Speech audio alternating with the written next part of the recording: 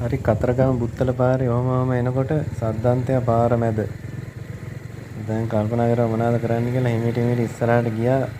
ඔළුවේ තිබ්බේ බස් එකක් එනකන් ඉමු කියලා තමයි.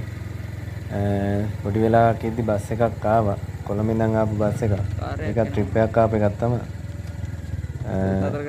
ෂේප් එකේ ඉන්නකොට එහා පැත්තෙන් කාර් එකකුත් ආවා. එයත් නතර කරගත්තා.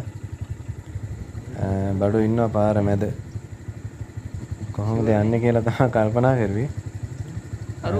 බස් එකක් ළඟ එනවා දැක්කා. ඈතින් එනවා දැක්කා. අපි බස් එක එනකන් හිටියා. නැත්තම් ඔතනින් ගිහිල්ලා මැරුම් කන්න බෑ.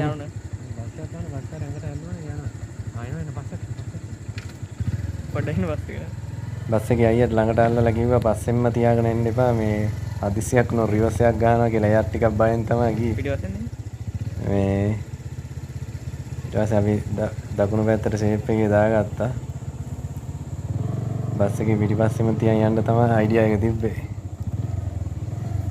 කොහොමද බස් වල යන කට්ටිය නම් ඉතින් දන්නවනේ යන්න ඕන ක්‍රමේ. ඒ වුණාට ඒ අයියා නම් එදාමද කොහෙද ඇවිල්ලා තින්නේ යාට වැඩි. මෙව්වේ ගන්න යත් බයෙන් තමයි ගියේ.